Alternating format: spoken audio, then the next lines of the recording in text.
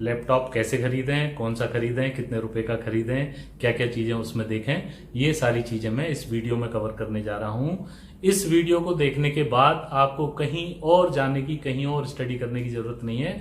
इस वीडियो को देखने के बाद आप सीधे दुकान पे जाएंगे और बेहतरीन फर्स्ट क्लास लैपटॉप आप अपनी जरूरत के हिसाब से ले पाएंगे। तो लैपटॉप खरीदने जाने से पहले कुछ चीजें हैं जो आपको घर से डिसाइड करके जाना पड़ेंगी, वो मैं आपको बता देता हूं। पहली चीज है प्रोसेसर, कि आपको कौन से प्रोसेसर वाला लैपटॉप खरीदना है। अब प्रोसेसर कितने प्रकार के आते हैं, तो मैं वो मेन कवर कर रहा हूं जो चीज आपको जानने की जरूरत है। ज्यादा ज्ञान से आपको मैं कंफ्यूज नहीं करूंगा। मेन 3 तरीके के प्रोसेसर आते हैं। एक जिसको बोलते हैं i3, दूसरा जिसको बोलते हैं i5 और तीसरा जिसको बोलते हैं i7। i3 प्रोसेसर किन के लिए है? i3 प्रोसेसर उन लोगों के लिए जिनको नॉर्मल घर का काम करना है, Word, Excel, Access, normal photographs देखने हैं, फोटोग्राफ्स की थोड़ी बहुत फोटोशॉप एडिटिंग करनी है, वीडियोस देखने हैं यूट्यूब पर। तो इन सारे कामों के लिए, इनफैक्ट जो बच्चे नॉर्मल प्रोग्रामिंग करना चाहते हैं, जो कंप्यूटर साइंस के बच्चे हैं, जो नॉर्मल डे टू डे जो उनका प्रोग्रामिंग टास्क है वो करना चाहते हैं, तो इन सारे लोगों के लिए i3 प्रोसेसर बना हुआ है। आराम से काम करेगा, बेहतरीन काम करेगा, इससे ऊपर जाने की आपको आवश्यकता नहीं है। दूसरे नंबर पे जो प्रोसेसर आता है वो आता है i5। i5 यदि आप ये नॉर्मल जो काम बताए, इनके अलावा आप नेक्स्ट लेवल पे जाना चाहते हैं, जैसे आप वीडियो बना के वीडियो की एडिटिंग करना चाहते हैं, उसमें ग्राफिक्स डालना चाहते हैं, ग्राफिक्स के ऊपर काम करना चाहते हैं, ग्राफिक्स डिजाइनिंग के ऊपर काम करना चाहते हैं, ऑडियो के ऊपर काम करना चाहते हैं, जैसे आपने सॉन्ग रिकॉर्ड किया और सॉन्ग को रिकॉर्ड करने के बाद उसको आपको एडिट करना है, उसमें इफेक्ट्स डालने हैं। तो यदि आपका इस तरीके का काम है, आप समझ रहे हैं ना, बेसिक काम से हटके यदि आपका थोड़ा सा जिसमें ज्यादा प्रोसेसर की एक्टिविटी की जरूरत पड़ती है, वीडियो का हो या ऑडियो का हो, या फिर आप नॉर्मल गेमिंग करना चाहते हैं कंप्यूटर पे, तो इन सब चीजों के लिए आपको i5 प्रोसेसर पे जाना पड़ेगा। i3 हो गया, i5 हो गया। तो अब तीसरे प्रोसेसर की बात करते हैं। तीसरा प्रोसेसर है i7 प्रोसेसर। अब i7 प्रोसेसर जो है वो i3 और i5 दोनों से एडवांस्ड है। इनफैक्ट नॉर्मल वर्क के लिए जो टॉप मोस्ट रेंज का प्रोसेसर आता है वो i7 आता है। अब i7 प्रोसेसर किन लोगों के लिए है? जैसे मैंने आपको बताया था कि जो वीडियो एडिटिंग, ऑडियो एडिटिंग कर रहे हैं i5 में, वो अपने पर्सनल यूज के लिए कर रहे हैं, अमेच्योर लेवल पे कर रहे हैं। अब यदि यही लोग यही video editing, audio editing professional level पे करना चाहते हैं, तो उनको i7 की रेंज में जाना पड़ेगा। ऑब्वियसली i7 सबसे महंगा प्रोसेसर है, i3 सबसे सस्ता प्रोसेसर है और i5 जो है वो बीच की रेंज का प्रोसेसर। यदि आप प्रोफेशनल लेवल पे कोई काम नहीं कर रहे हैं, आप समझ रहे हैं, यदि आप प्रोफेशनल वीडियो एडिटिंग नहीं कर रहे हैं, प्रोफेशनल वीडियो ऑडियो एडिटिंग नहीं कर रहे हैं, प्रोफेशनल ग्राफिक डिजाइनिंग नहीं कर रहे हैं, तो आपको i7 में जाने की बिल्कुल जरूरत नहीं है। बिल्कुल ये दिमाग से निकाल दीजिए, कोई जरूरत नहीं है। आपको i5 सारे काम करके देगा। उसमें क्या और कॉन्फ़िगरेशन लेना है वो मैं बता दूंगा, जिससे कि आपका i5 परफेक्ट काम करे। तो i7 किसके लिए है? i7 है प्रोफेशनल्स के लिए। i5 किसके लिए है? जो एमेच्योर्स हैं, जो घर में बैठ के ऑडियो और वीडियो एडिटिंग का काम करते हैं या और दूसरी इसी के समान एक्टिविटी करते हैं जिनमें प्रोसेसिंग पावर की ज्यादा जरूरत होती है। i3 किसके लिए है? i3 बिल्कुल घरेलू लोगों के लिए है, या जो नॉर्मल ऑफिस वर्क वाले लोग हैं उनके लिए है, जिनको Microsoft Word, Access, Excel, PDF, थोड़ी बहुत फोटोशॉप, ठीक है, इन सब चीजों में जिनको काम करना है उनके लिए i3 एकदम सफिशिएंट है, उनको i5 में भी जाने की जरूरत नहीं है। अब दूसरी चीज आती है, वो है डिस्प्ले। डिस्प्ले में पहली चीज आपको ये देखनी है कि डिस्प्ले साइज आपको क्या लेना है। अब इसमें 3 तरीके के डिस्प्ले आते हैं। जो 13 इंच के आसपास वाले डिस्प्लेज हैं वो स्मॉल साइज के डिस्प्ले हो गए। जो 14 इंच के आसपास वाले डिस्प्ले हैं, 0.12 इंच इधर उधर अलग अलग कंपनियां बनाती हैं, वो मीडियम साइज के डिस्प्ले हो गए। और जो 15 इंच के आसपास वाले डिस्प्ले हैं वो लार्ज साइज के डिस्प्ले हो गए।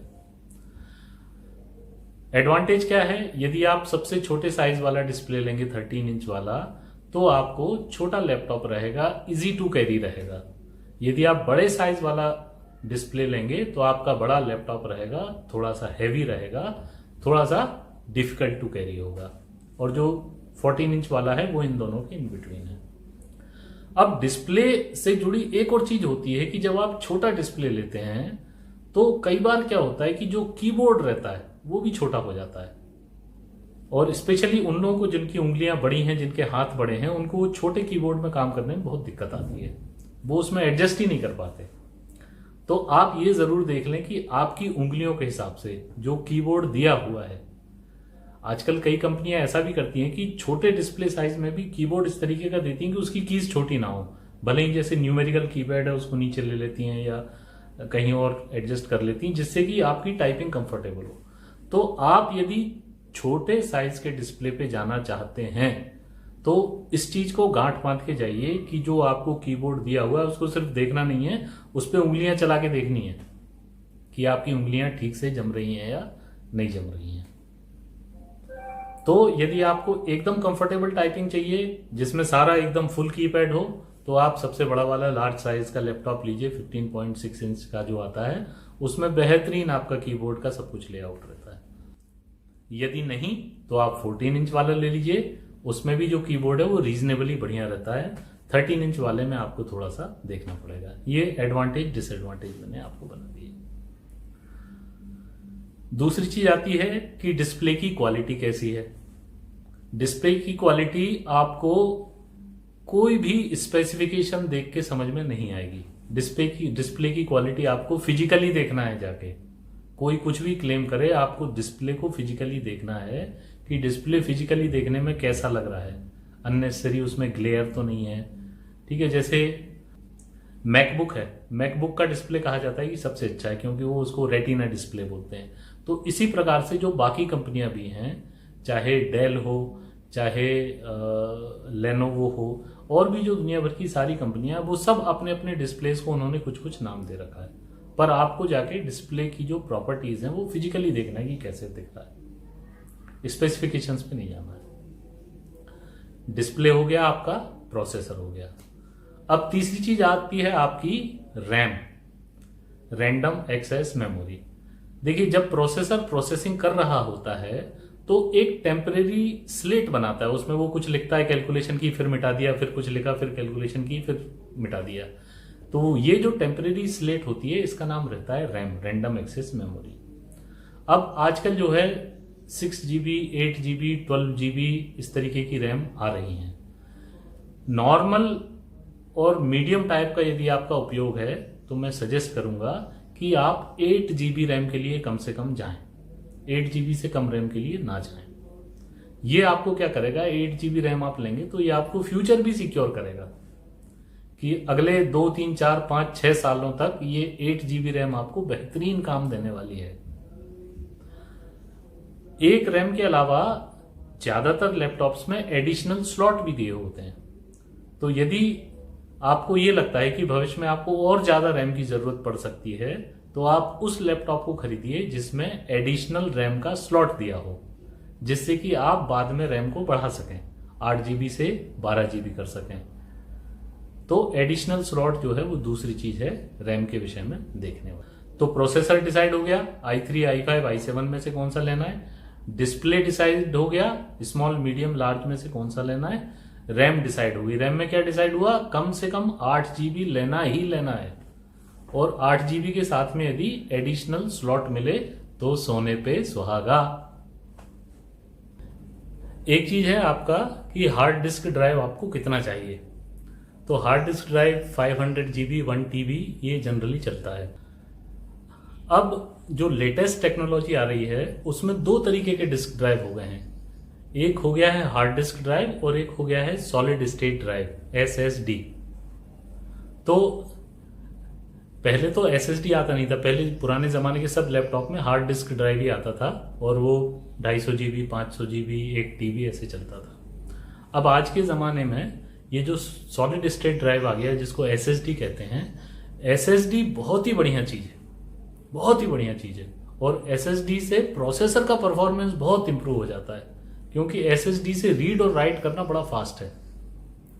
SSD में क्योंकि कोई भी मूविंग कंपोनेंट नहीं है, जैसे हार्ड डिस्क में तो अंदर एक डिस्क है जो घूमती है, मैग्नेटिक डिस्क जिसके ऊपर लिखा जाता है। सॉलिड स्टेट ड्राइव में पूरा सब कुछ चिप्स में है, कोई मूविंग पार्ट नहीं है, तो इसकी एफिशिएंसी बहुत ज़्यादा है, पर यह थोड़ा महंगा भी है। तो जब भी आप लैपटॉप खरीदने जाएं, मेरी सलाह आपसे यह है कि आप वो लैपटॉप खरीदें जिसमें सॉलिड स्टेट ड्राइव जरूर हो, जरूर हो। हाँ, बिना उसके, क्योंकि नहीं तो आप एक पुरानी चीज ले लेंगे, फ्यूचरिस्टिक चीज नहीं लेंगे। तो हार्ड ड्राइव के हिसाब से कितने प्रकार के कंप्यूटर आते हैं? 3 प्रकार के। एक कि जिसमें सिर्फ हार्ड डिस्क ड्राइव है, जो पुराने जमाने की चीज होती थी, ये सबसे सस्ते मिलेंगे। आप जाएंगे तो शॉपकीपर आपको कहेगा लो जी 500 GB 1 TB का ले लो, इतना सस्ता मिल रहा है। आपको ये समझ नहीं आएगा कि ये सस्ता क्यों, क्योंकि उसमें सॉलिड स्टेट ड्राइव नहीं है। और दूसरा आप लेने जाएंगे, वो कहेगा जी इसमें हार्ड डिस्क ड्राइव नहीं है, इसमें पूरे का पूरा सॉलिड स्टेट ड्राइव है 500 GB का, तो वो काफी महंगा रहेगा। और एक तीसरी वैरायटी आती है जिसको बोलते हैं हाइब्रिड। उसमें क्या होता है, उसमें सॉलिड स्टेट ड्राइव भी होता है और हार्ड डिस्क ड्राइव भी होता है। तो जो सॉलिड स्टेट ड्राइव है वो करीबन 250 GB का आपको मिल जाएगा, और उसके साथ उसमें प्रोविजन रहेगा, या तो लगा होगा पहले से ही हार्ड डिस्क ड्राइव, या फिर प्रोविजन होगा कि आपको जरूरत पड़े तो आप लगवा लीजिए, इसमें ये स्लॉट उपलब्ध है। तो ये जो तीसरी वैरायटी है, यदि आप थोड़े से कॉस्ट कॉन्शियस हैं तो सबसे बेहतरीन है। क्यों बेहतरीन है? क्योंकि जो आपका सी ड्राइव होता है जिसमें सारे प्रोग्राम्स होते हैं, वो बेहतरीन तरीके से उस सॉलिड स्टेट ड्राइव में जाता है। और बाकी जो ड्राइव्स हैं जो बेसिकली खाली स्टोरेज के काम आने हैं, तो उसके लिए आपके पास हार्ड डिस्क ड्राइव हो जाता है, और वो भी एडिशनल स्लॉट रहता है, जरूरत हो तो लगवाएं, जरूरत ना हो तो ना लगवाएं। तो ये तीसरी वैरायटी सबसे बढ़िया हो गई। तो मैं क्या रिकमेंड करूंगा? मैं रिकमेंड करूंगा जिसमें हाइब्रिड स्टोरेज हो, करीबन 250 GB का सॉलिड स्टेट ड्राइव हो, और या तो हार्ड डिस्क ऑलरेडी लगी हो 500 GB की या 1 TB की, या उसको कम से कम लगाने के लिए एक स्लॉट अवेलेबल हो कि आप जब चाहें तब उसमें एडिशनल अपना ये हार्ड डिस्क ड्राइव लगा सकते। दूसरी चीज मैं आपको बताना चाहता हूं वो ये है कि जो ऑपरेटिंग सिस्टम है, कई लैपटॉप हैं जो सस्ते आते हैं लेकिन उनमें कोई ऑपरेटिंग सिस्टम नहीं रहता, वो डॉस के साथ में जाते हैं, फिर आप उसमें अलग से विंडोज डलवाएंगे, महंगी पड़ती है। तो मेरा सजेशन ये रहेगा कि आप जो है जिसमें ऑलरेडी ऑफिशियल ऑथराइज्ड विंडोज का वर्जन डला हुआ हो, लेटेस्ट, वो ही लैपटॉप खरीदें। जिसमें ऑथराइज्ड विंडोज का वर्जन लेटेस्ट डला हुआ हो, वो ही लैपटॉप आप खरीदें। अब आ जाइए एडिशनल फीचर्स के बारे में। तो एडिशनल फीचर्स में एक फीचर होता है ऑप्टिकल डिस्क ड्राइव, जो जिसमें CD लगाते हैं हम। भाई साहब, ये पुराने जमाने की चीज हो गई है। यदि आपके लैपटॉप में ये ऑप्टिकल डिस्क ड्राइव नहीं है तो बिल्कुल कोई भी चिंता करने की बात नहीं है। इनफैक्ट मैं तो आपको सलाह दूंगा कि आप उस लैपटॉप को खरीदें जिसमें ये CD ड्राइव ना हो। क्यों मैं ऐसी सलाह दे रहा हूं? क्योंकि ये CD ड्राइव एक ऐसी चीज है, ये बड़े जल्दी खराब हो जाता है। जो लोग भी लैपटॉप यूज करते हैं उन सब ने देखा होगा कि 2 साल के अंदर जो है ये CD ड्राइव खराब होकर बेकार हो जाता है, फालतू पड़ा रहता है ये कंप्यूटर में। तो मेरी सलाह आपको ये रहेगी कि ऑप्टिकल डिस्क ड्राइव आपके कंप्यूटर में ना हो तो अच्छा। अब दूसरी चीज USB पोर्ट। तो USB पोर्ट में आप ये ध्यान दीजिए कि जो लेटेस्ट USB 3.0 पोर्ट है वो आपके लैपटॉप में जरूर होना चाहिए। अब लैपटॉप में एक USB पोर्ट तो होता नहीं है, किसी में 2, किसी में 3, किसी में 4, किसी में 5 ऐसे USB पोर्ट होते हैं।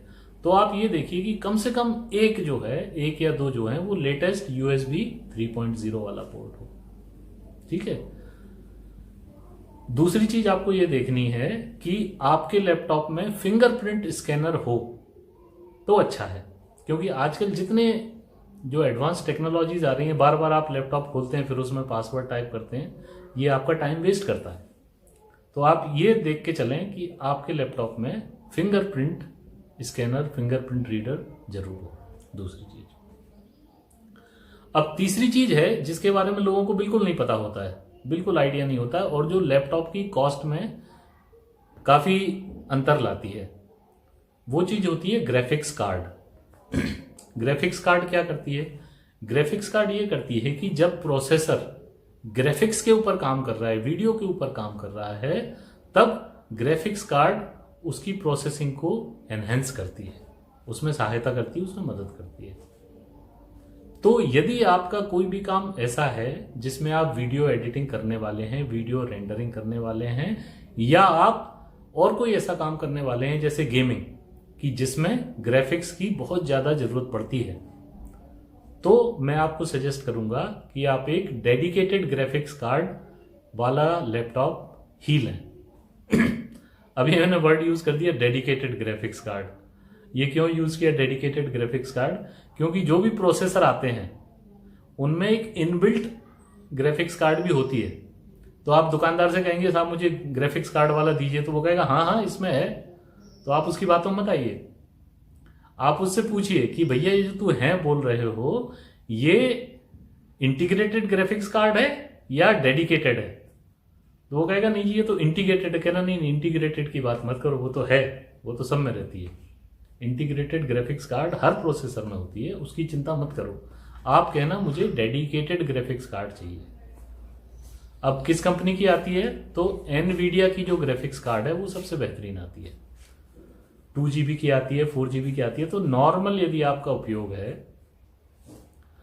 तो आप i5 वाला प्रोसेसर लीजिए और उसके साथ में 2 GB की एनवीडिया ग्राफिक्स कार्ड लीजिए। उसका भी लेटेस्ट वर्जन लीजिए। ग्राफिक्स कार्ड में भी हर साल नया वर्जन आता है, ठीक है। तो आप जो है एनवीडिया का 2 GB का ग्राफिक्स कार्ड लीजिए, उसका लेटेस्ट वर्जन लीजिए।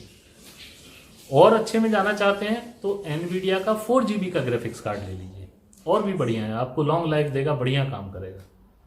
तो यदि आपका थोड़ा सा heavy video editing, video rendering का हैवी काम है, तो आप बजाय i7 प्रोसेसर में जाने के i5 प्रोसेसर में जाइए और उसके साथ में 4 GB का ग्राफिक्स कार्ड ले लीजिए, तो आपका बेहतरीन काम हो जाएगा। अब ये जो प्रोसेसर है इनके बारे में एक चीज और आपको बता दूं इसके पहले कि मैं मिस करूं। ये जो मैंने बताया i3, i5, i7, ये कोई एक प्रोसेसर का नाम नहीं है, ये प्रोसेसर की सीरीज का नाम है। अब ये इस सीरीज में हर साल नया प्रोसेसर निकलता है। जैसे जो 3 साल पुराना i3 प्रोसेसर है और जो आज का i3 प्रोसेसर है, ये सेम नहीं है, इनमें बहुत फर्क है, जमीन आसमान का फर्क है। तो जो हर साल नया प्रोसेसर कंपनी निकाल रही है उसको कहते हैं जनरेशन। तो आपको जो प्रोसेसर लेना है i3, i5, i7 आपने डिसाइड कर लिया। अब दूसरी चीज आपको डिसाइड करने को बताता हूं, जनरेशन। तो किस जनरेशन का प्रोसेसर लेना है? बिल्कुल सिंपल है, लेटेस्ट जनरेशन का ही लीजिए। कई बार क्या होता है, दुकानदार आपको दिखाएगा कि साहब ये लो मैं आपको i5 दे रहा हूं और 5,000 रुपये सस्ता दे रहा हूं। आप सोचेंगे, बड़े खुश हो जाएंगे, यार i5 प्रोसेसर मिल रहा है, देखो बाकी से तो ये 5,000 रुपये सस्ता मिल रहा है। पर वो सस्ता क्यों मिल रहा है? कि वो आपको टिका रहा है जो पिछले साल वाला या पिछले साल वाला लास्ट जनरेशन का प्रोसेसर है i5, वो दे रहा है, नाम i5 ही। तो आप इन चीजों का ख्याल रखें कि प्रोसेसर जो है वो आपको लेटेस्ट जनरेशन का ही लेना है। थोड़े पैसे बचाने के लिए पिछली जनरेशन का नहीं लेना है। क्यों नहीं लेना है? क्योंकि जिस प्रकार से कंप्यूटर साइंस में एडवांसमेंट हो रहे हैं, हर साल बहुत तेजी से इंप्रूवमेंट हो रहा है। और जो आप लेटेस्ट जनरेशन का प्रोसेसर लेंगे, ये आपको आने वाले 4, 5, 6 साल के लिए बेहतरीन लॉन्ग लाइफ देगा। और वो यदि आप जस्ट पिछली साल का प्रोसेसर लेंगे तो हो सकता है आपको लाइफ ना दे पाए। तो अब बहुत ज़्यादा नहीं बढ़ाऊंगा, इतनी ही बात के लिए मैं समराइज कर देता हूं कि जब आप लैपटॉप खरीदने जाएं तो एज ए समरी आपको क्या क्या चीज़ें याद रखनी है। नंबर 1, प्रोसेसर आप घर से डिसाइड करके जाइए, i3, i5 या i7। नंबर 2, जनरेशन मैंने आपको बता दिया, सिर्फ और सिर्फ लेटेस्ट जनरेशन वाला। जैसे अभी 8th या 9th जनरेशन चल रही है, तो जो लेटेस्ट जनरेशन वाला है वो ही प्रोसेसर लेना है। प्रोसेसर आपने डिसाइड कर लिया, जनरेशन आपने डिसाइड कर ली। तीसरी चीज आपको डिसाइड करना है डिस्प्ले का साइज। डिस्प्ले का साइज आप शॉप पे जाके चेक कर लीजिए, जो साइज आपको कंफर्टेबल लग रहा हो वो साइज आप ले लीजिए। किंतु डिस्प्ले के साइज के साथ में आप कीबोर्ड का साइज उंगलियां चला के अवश्य देखें कि आपको उंगलियां चलाने में एकदम बिल्कुल आराम, क्योंकि आपको काफी देर टाइप करना है उस पर बैठ के, तो आपकी उंगलियां इजीली चलती हों, वो डिस्प्ले का साइज लें। उसके बाद मैंने आपको बता दिया रैम। बहुत ज़्यादा इसकी टेक्निकल डिटेल्स में जाने के बजाय एक लाइन में आपको मैंने समझा दिया है कि कम से कम 8 GB का रैम लेना है। उससे कम रैम वाला कंप्यूटर हो आप मत लीजिए। और उसके साथ में यदि एक एक्स्ट्रा स्लॉट मिले भविष्य में रैम बढ़ाने के लिए तो और भी अच्छा। चौथी चीज मैंने आपको बता दी ग्राफिक्स कार्ड के बारे में। हर प्रोसेसर के साथ में एक इंटीग्रेटेड ग्राफिक्स कार्ड आता है, किंतु यदि आपको वीडियो या ऑडियो एडिटिंग या गेमिंग थोड़े से एडवांस लेवल पे करनी है तो वो जो इंटीग्रेटेड ग्राफिक्स कार्ड है उसमें काम नहीं चलता है। आपको डेडिकेटेड ग्राफिक्स कार्ड वाला कंप्यूटर ही लेना पड़ेगा। और ये देखिए, यदि आपने आज बिना डेडिकेटेड ग्राफिक्स कार्ड वाला ले लिया और आप सोचोगे नहीं मैं कल उसमें लगवा लूंगा, तो ऐसा नहीं होता है। उसमें कल को नहीं लगती है, तो आज ही आपको लेना पड़ेगा along with dedicated graphics card वाला, क्योंकि जो प्रोसेसर है वो थोड़े अलग अलग रहते हैं, इंटीग्रेटेड वाले अलग और डेडिकेटेड वाले अलग।